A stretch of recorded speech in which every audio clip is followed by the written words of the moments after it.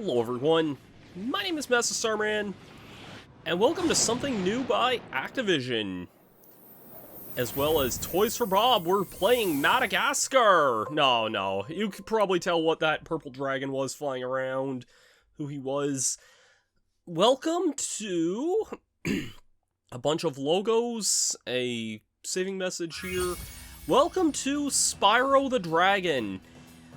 This is specifically the Spyro Reignited Trilogy, and in particular, the Steam version of Spyro Reignited Trilogy.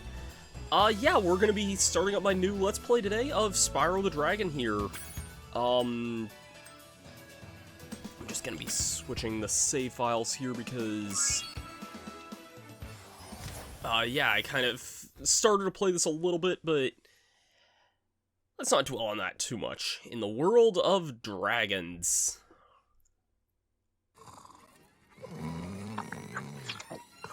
Okay, rolling. It's been peaceful here in the Five Worlds, or is it 6? For a dragon's age, we now have 12,000 treasure, or is it 14,000? What about this Gnasty Gnorc character? Now, I understand he's found a magic spell to turn gems into warriors for his cause. I'll take that question. Gnasty Gnorc is a simple creature. Simple? He has been contained in a remote world and is no threat to the Dragon Kingdom. No threat? Besides, he is ugly. Ugly? That does it! Shouldn't have insulted him that way.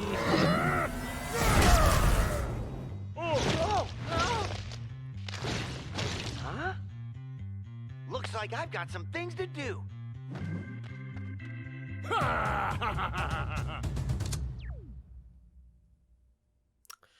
Well, there's a first impression main villain there. Yeah, so... the game kind of just starts right off the bat there. If we move just a little bit, we can rescue our first dragon.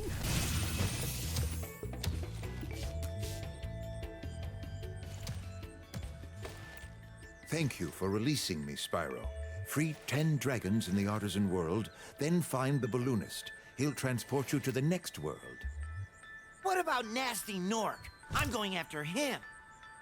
Find dragons first. That's all I can tell you. That's pretty self-explanatory as far as our objective goes, so... as I usually would say with, like, brand new games and especially brand new properties to the channel here, Spyro is kind of just a standard 3D platformer here. We can move around, we can jump with... I'm using an Xbox controller for this, so I'm going to be referring to it with the Xbox controls, but you can jump with the A button.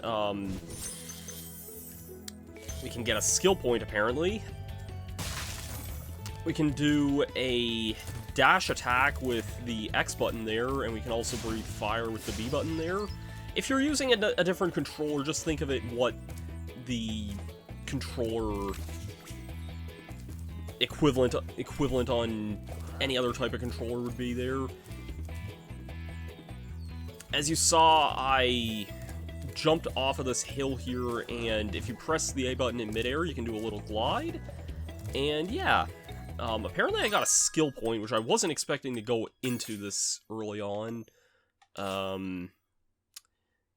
Yeah, so that's just for reaching a tricky platform here. There's skill points for doing specific things. I think that was a thing introduced in some later Spyro games, and I know it carried over to other Insomniac games like Ratchet & Clank, the original developers of these games. I don't know if skill points were in the original Spyro 1, like, PS1 version, but I want to say they weren't. So, some of these guys here you can kind of chase around and shoot their butts with fire, which is always a really good way of dealing with pretty much most things in this game here. Whenever you defeat an enemy for the first time, they'll also usually drop these gems lying around. Gems are pretty much your equivalent, like, coin or power, or not power star, like coin, note, I'm trying to think of what the equivalent in Crash would be. I guess the boxes, you'd think I would say the Wumpa Fruit, but I'd say probably more like the boxes in a way. It's difficult to describe with Crash, I guess, but the point is there's a lot of these gems here in each world here, and you're going to want to collect them, including the hub worlds as well. So usually most enemies will drop a gem the first time you defeat them. I think this more so applies to if you die necessarily and then respawn, the enemies will then drop, like, I think it's like a thing for restoring your health primarily, not so much the gems themselves. But yeah, let's see what this dragon has to say. Where's Gnasty Gnorc? I'll torch him. Might be a little early for that. Spyro, you have much to learn first. Do you know what the dragonfly following you is doing? His name is Sparks, and he's helping and protecting you. Keep an eye on him and see what I mean. That's another gimmick we can also talk about here. So, if you take damage, Sparks the Dragonfly is your life meter in the game, basically. He'll go from yellow here, which means he's at full health. He'll go from yellow to, I think it's blue to green, and then he'll just disappear. And if you take one more hit after he's gone, then that will cost you a life. I'm just gonna go ahead and jump into the first main level here. There's hub worlds, and there's little levels within each hub world here. I don't really have a set structure for what I'm gonna be doing in some of these videos. Like, I don't know if I'm kind of just playing it by ear, basically. I'll probably try and aim for at least one level per video. Early on, I may even be able to squeeze in a couple more, because some levels are a bit shorter than usual, but by later in the game, we'll probably end up doing, like, a few levels per world there, or a few levels per video, so yeah, just kind of gonna play it by ear here. So, this is the Stone Hill here. I have the minimap turned on here. That is something that is an optional thing you can check in, yeah, it's in the options menu here. I have that enabled because I just like having it on. Honestly, it's a really useful quality of life thing that apparently one of my friends just didn't even know that was a thing when I had to explain that to her, so that was a fun little time. So I should probably get hit to show kind of what that's like there. You may notice that there's some of these, I'll demonstrate it here. So yeah, so he took a hit there, Sparks turns blue there. If we see these, like, other, not so much enemies, just these other creatures sometimes, if you torch them, they'll create a butterfly, and that'll replenish Sparks' health. That's pretty much the gist of that. So, not too bad otherwise. These here, I think these are extra lives, if I remember right. Maybe not always, but if they have that dragon statue, they'll contain an extra life. Here's another dragon. Rescued Aster. After you've freed all the dragons, pass through this fancy vortex thingamajigger. It'll take you back to the artisan home. But first, let me tell you a story. No thanks. See ya! I love Spyro's a great character. Spyro's a really great character.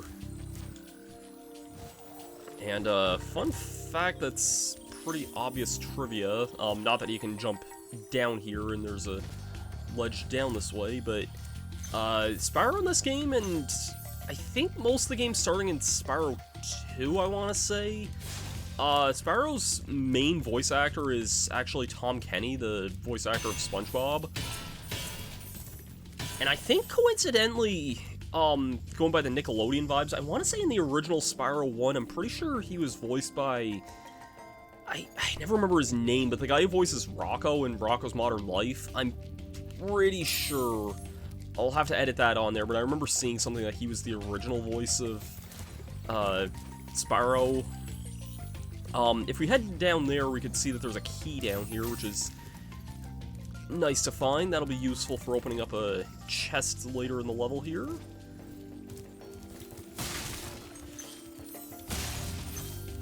I find little voice actor trivia things kind of entertaining sometimes.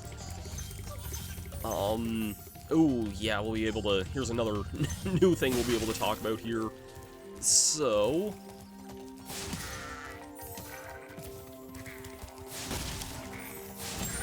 I hope there wasn't, like, a skill point for this level here, but there probably was that... Let me just double check there if there was. If there is skill points that I'm missing here, I won't go super out of my way. Burn the hidden pink tulip, okay. Well, we'll make sure to grab that there whenever we're on our way out here.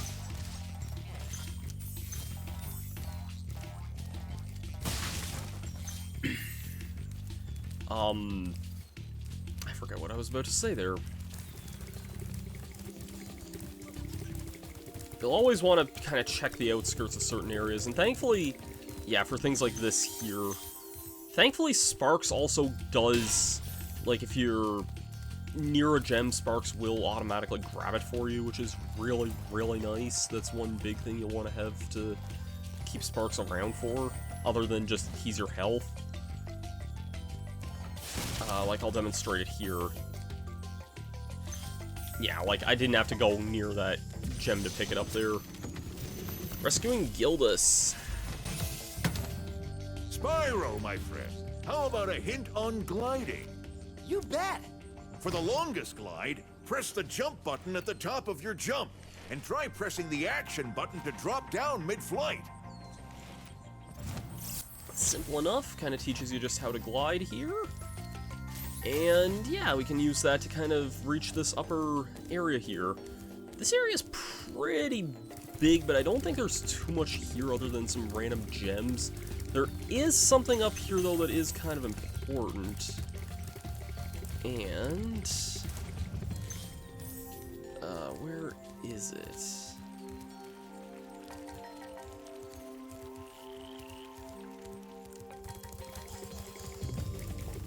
I heard it a second ago.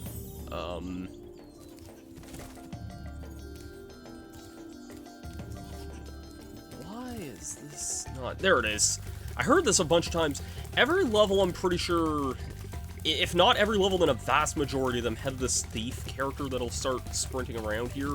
And you want to get this in every level here because they have an egg that you'll want to get. It's a little tricky, but the main strategy you want to do is kind of run next to them and then burn them. Don't try and just run into them because that usually doesn't work very well. I think I remember... I want to say in Spyro 3, I remember the first time I tried playing that.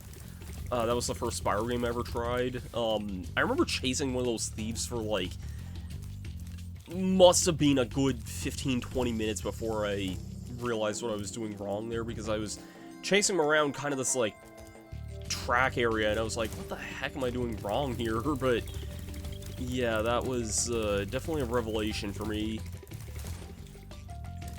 Anyways... I don't know if there's anything else over here. Yeah, I did see some gems here, so... It does look like there's some more stuff here. I believe there's... It'll say in the menu here, I believe there's 200... Yeah, 200 gems in the level here.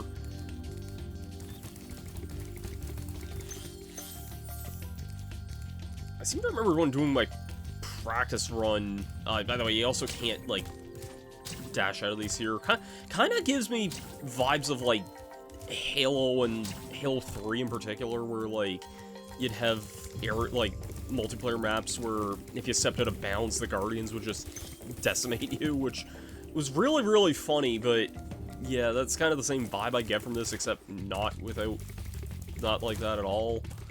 I see a chest over here. I should mention also, whenever you free a dragon, you'll see this fairy character here at the stands where they are. If you die, those act as checkpoints. So, yeah, you'll want to kind of keep that in mind as well. Pretty useful thing to just kind of remember and keep in mind. Alright, one thing I didn't really... Oh, there's another pathway I can go here. Kind of glanced over this way here earlier. And it's another dragon. And a lot of gems that I missed here. This is probably where most stuff I was missing in the level was. When you free a dragon or step on one of their platforms, you're saving your progress. This is literally just talking about what I just said. That could be useful if you run into trouble. Not that you ever run into trouble, Spyro. The clocks around that guy kind of remind me of, like, Entropy and Crash Bandicoot, which... Coincidentally, I think this game would have came out around the same time as Crash 3, so... whenever you see these kind of steel crates here, can't burn these things because they're made of metal, but you can dash into them pretty efficiently there. Pretty easy there. And the last thing I was kind of mentioning here, if we head down here, there's just another dragon. Rescue Gavin. Watch the dragonfly, Spyro. His color indicates his power. When he eats butterflies, he stays strong, like me. Sure. I did not mean to fly back in this here, but that's all good. Yeah, I was just kind of mentioning, this is, well, first of all, this is also just that treasure chest where the things were there. And I'm missing 2 gems somewhere. Of course I am. I am curious if any of the dragons, like, I know they would have gotten, like, the redesigned models for the Reignited Trilogy. I kind of wonder sometimes if, like, any of those are, like, references to anything else in particular, but as far as I know, I'm gonna say I doubt it, but this also isn't really where I wanted to go here. I'll meet you guys back when I find those last 2 gems, because I think in my practice run I also missed wherever these 2 gems were, so yeah. Oh, there's the skill point there. Just found that hidden pink tulip there. Yeah, I'd say that was kind of hidden, but we found it at least anyways. As far as I know, you can't jump over that way. God dang it. It was... that explains it. Now then... That is 100% of this level. We even got that hidden skill point, so let's just return home. You can also pause and just hit exit level to return home as well. I usually kind of like to go through these warp portals, but I don't think it makes much of a difference, if I'm being honest. I'm pretty sure you can just kind of leave normally anyway, so, like, either which way. So, as far as I know, that is 100% of Stone Hill.